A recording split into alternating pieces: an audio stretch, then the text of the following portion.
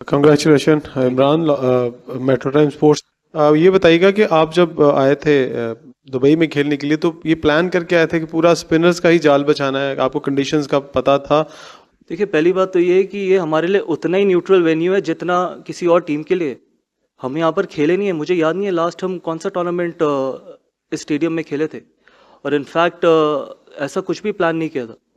Plan ये किया था कि अगर आप 15 के स्क्वाड में 2 स्पिनर, फ्रंटलाइन स्पिनर पिक करोगे, तो वो कुछ, अगर हम पाकिस्तान में भी खेलते हैं, कहीं भी खेलते हैं, हम 2 स्पिनर, फ्रंटलाइन स्पिनर पिक करते ही करते, क्योंकि सब कॉन्टिनेंट में ये कंपटीशन था। तो ऐसा कुछ नहीं था कि कोई स्पिनर्स का जाल बिछाना है। सिर्फ अगर आप देखो तो हमने पहले 3 मैचेस में तो एक ही स्पिनर, फ्रंटलाइन स्पिनर खिलाए। सिर्फ इसी मैच में या इससे पहले वाले मैच में 2 फ्रंटलाइन स्पिनर्स खिलाए थे, तो ऐसा कुछ नहीं था। और जहाँ ये बहुत डिबेट है कि अनड्यू एडवांटेज है एंड ऑल दैट, कौन सी अनड्यू एडवांटेज? आज तो अभी तक तो हमने एक दिन भी इधर प्रैक्टिस नहीं करी। हम तो प्रैक्टिस भी आईसीसी एकेडमी में कर रहे हैं, और वहाँ की कंडीशन और यहाँ की कंडीशंस में 180 डिग्री का फर्क है। कि मैं स्टेटमेंट से आना चाहूंगी ना था कि हमारे लिए भी ये हमारा घर नहीं है, हमारे लिए भी एक नई जगह है। तो ऐसा जो लोग कह रहे हैं कि कंडीशंस जो हैं उनके लिए ज़्यादा अच्छी हो गई हैं, तो उन्होंने इस बात को डिनाई किया है। हाँ, थोड़ा अर्सा और रहे तो ख़रीद भी लेंगे घर भी, कोई ऐसी बात नहीं है। तो वो, लेकिन सारा वो जिस तरह उनको होम एडवांटेज का इसलिए कह रहे हैं कि जितनी भी टीमें हैं, 60 टीमें, उनको ट्रैवल करना पड़ रहा है। अगर जिस तरह ये आज ऑस्ट्रेलिया से मैच खेल रहे हैं, ऑस्ट्रेलिया ने ये चौथा ग्राउंड है जिस पे वो आज मैच खेल लेंगे। ये काफ़ी अरसे से है, मैं क्रेडिट अवे नहीं ले रहा इंडिया से। बहरहाल इनके ऊपर प्रेशर बहुत ज़्यादा था क्योंकि बहुत सारी बातें चल रही थी। मीडिया ने भी कहा, एक्स क्रिकेटर्स ने भी कहा कि इनको एडवांटेज है, जो कि है। और रोहित शर्मा ने जो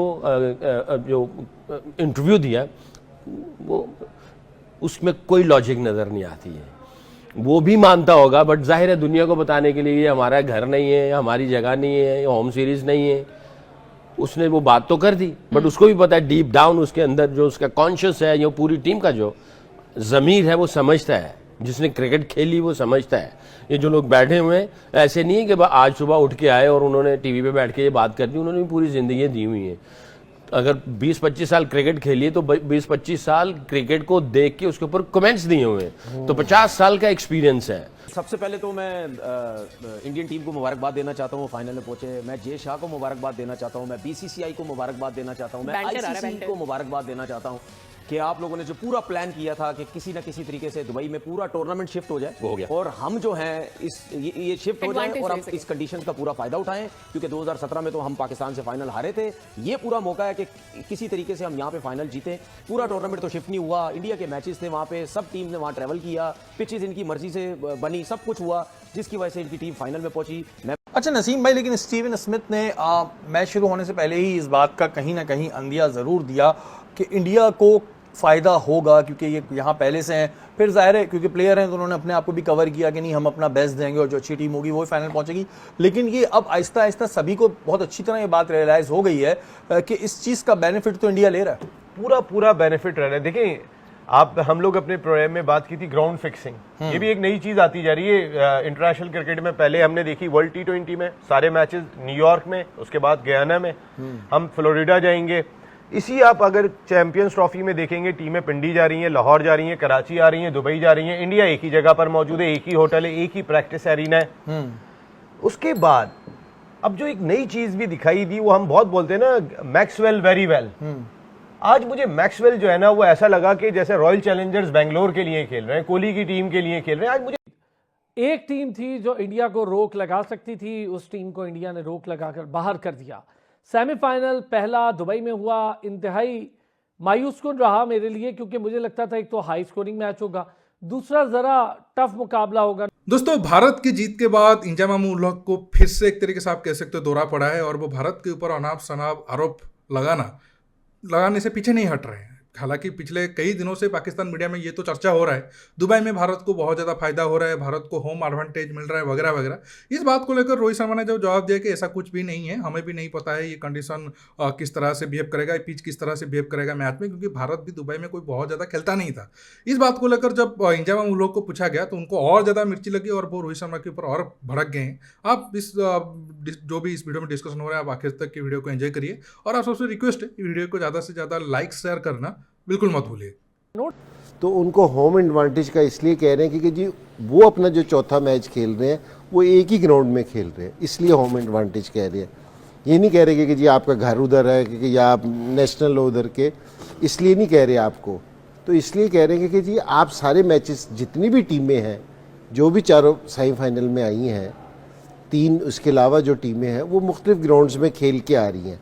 आप एक ही ग्राउंड में खेल रहे हो, एक ही कंडीशंस में खेल रहे हो, इसलिए सारे आपको ये कह रहे हैं। तो इसमें कोई पर्सनल होने की चीज़ नहीं है इसमें। तो ये किसी भी, अगर कोई एक टीम भी पाकिस्तान है, पाकिस्तान अगर सिर्फ कज़ाफ़ी स्टेडियम में खेलता रहता तो ज़ाहिर है फिर पाकिस्तान को एडवांटेज हो जाता।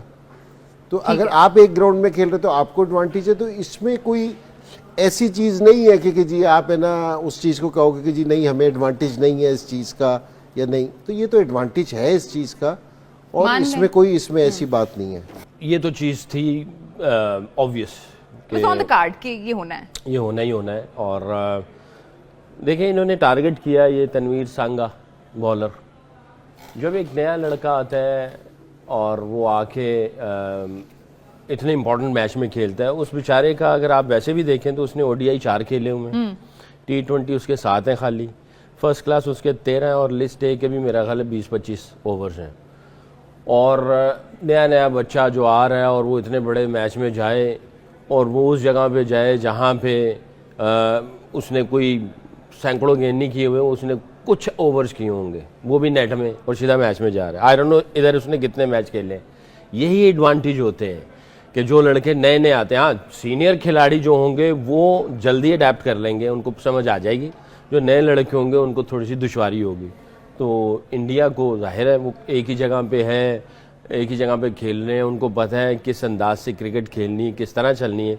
इन्होंने जो रन्स बनाए ऑस्ट्रेलिया ने, मैं ये समझता हूँ अगर ये एक आध हफ्ता पहले 2-3 मैच खेले होते तो ये कम अज़ कम ये 267 जो इन्होंने किया है, 264 जो 264 किया है, इसमें से अगर 2-4 मैच इन्होंने भी खेले होते, कुछ 5-6-8 नेट सेशंस किए होते, तो इनके बॉलर्स में भी थोड़ी सी और इम्प्रूवमेंट आती, क्योंकि वो एडजस्ट कर चुके होते। 264 की जगह हो सकता है ये 300 प्लस कर देते। तो यही छोटे छोटे मार्जिन होते हैं जब आपको वॉल्यूम्स नहीं मिलते। मेरे एक उस्ताद थे, फौत हो गए, वो सिंपल बात करते थे, कहते थे बच्चा दुनिया में सबसे ज़्यादा बॉलिंग कर ले तो सबसे आगे निकल जाएगा, तो सबसे ज़्यादा बैटिंग खेल ले तो सबसे आगे निकल जाएगा। सिंपल फार्मूला है। तो आप जिस जगह पे ज़्यादा क्लेमेटाइज हो जाएंगे, बॉल कर लेंगे, बैट कर लेंगे, आपको आइडिया हो जाएगा, आप एडजस्ट कर जाएंगे, आपको समझ आ जाएगी टाइमिंग, मोमेंटम, रिदम, कौन से एरिया में किस तरह गेंद करनी। तो ये वो 50 साल के एक्सपीरियंस की बेस के ऊपर बात कर रहे हैं कि वेन्यू पे एक जगह पे जो टीम बैठी पड़ी है और जो दूसरों को ट्रैवल करना पड़ रहा है, उसमें अगर आप 1% का भी उनको एडवांटेज मिल जाए ना, तो 1% करंट सिचुएशन में बहुत बड़ा होता है।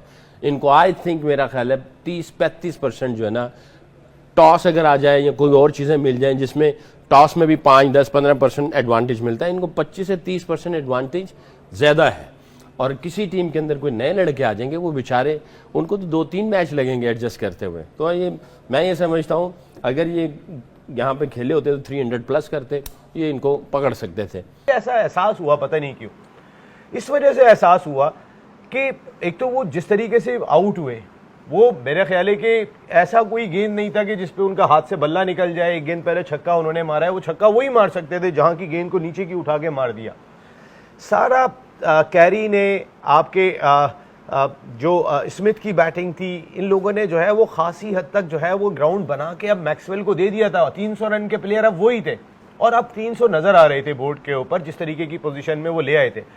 फिर कोहली का जो उन्होंने हाथों का डॉली कैच छोड़ा है, बार बार मैक्सवेल को दिखा रहे थे, उसके बाद वो कोहली से तो जाके आप कहना क्या चाह रहे हैं नसीम भाई मैक्सवेल के बारे में? मुझे बता ऐसा लग रहा है, मैं भी कंफ्यूज हो रहा हूं, सब हो रहे हैं। आईपीएल का लुक्रेटिव कॉन्ट्रैक्ट देखें, ये इंटरनेशनल क्रिकेट में एक और ऐसी चीज है, सारी दुनिया की क्रिकेट जैम हो जाती है, सारी दुनिया की क्रिकेट रुक जाती है। जिस 2.5 महीने के अंदर इंडियन प्रीमियर लीग होती है, सारे दुनिया के स्टार्स वहां जाते हैं और जो उनको लुक्रेटिव स्पॉन्सरशिप की सूरत में पैसे मिलते हैं, यानी कि वो इतने पैसे वो शायद तो सारा साल नहीं कमाते हैं। आप ये नहीं मान सकते हो सकता है मैक्सवेल का बैड डे हो आज? बैड डे, इतने बड़े मैच में इतने बड़े प्लेयर का बैड डे, मैंने मैक्सवेल को इंडिया के खिलाफ परफॉर्म करते हुए ही नहीं देखा। अगर मुझे कोई परफॉर्मेंस निकाल के दिखाए ग्लेन मैक्सवेल ने जो दुनिया का माना हुआ और तगड़ा बल्लेबाज है, उसने इंडिया के खिलाफ कब हाँ, तो फिर अब आपने ऐसी बात कर दी है, लोग लिखेंगे कि मैक्सवेल की वाइफ भी इंडियन है, बिला वजह उन पे अब तो बातें उठेंगी।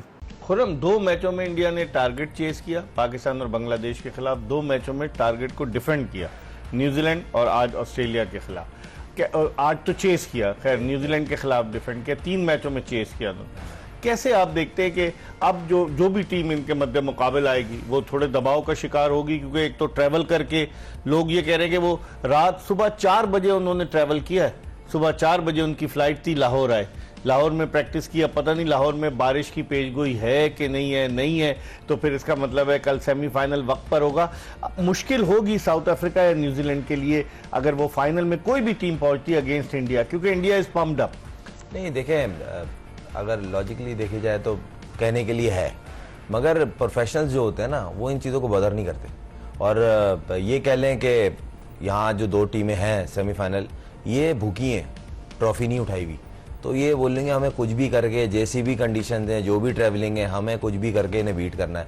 वो अच्छी क्रिकेट खेल के जीत रहे हैं। आपको इनके अगेंस्ट अच्छी क्रिकेट खेलनी पड़ेगी तो आप इन्हें बीट करोगे, वरना वो आपको किसी भी शोबे में छोड़ नहीं रहे। वो स्पिन डिपार्टमेंट हो, ओपनिंग हो, मिडिल ऑर्डर हो, चेस करना हो, पहले बैटिंग करना हो। वो कैप्टन आपने और हम लोग ने टॉस देखा, कितना कंफ्यूज लग रहा था रोहित, मगर जब मैच शुरू हुआ वो नॉर्मल था, उसने बोला पहले बैटिंग आया बाद में आया, करना तो है, मना तो नहीं कर सकते। और स्मिथ कितना एक्साइटेड था, वो एक्साइट नहीं, कहीं ना कहीं उनकी एक्साइटमेंट बिल्कुल सही थी। अगर वो शॉट नहीं खेलते भाई साहब, और रन 280 और वो कैरी भाईजान ने जो 2 रन लेते हुए जबरदस्ती के 2 रन पे वो जो आउट हुए, तो 300 प्लस सीधा सीधा दिख रहा था। ये बेसिकली एक गलती, छोटी सी गलती वो आपको फाइनल से दूर कर गई। मैं तो सीधा बोल रहा हूँ, मैच उनके कोर्ट में जो गया है वो स्मिथ के आउट होने के बाद से गया, उसके बाद उन्होंने पलटने नहीं दिया ऑस्ट्रेलिया को।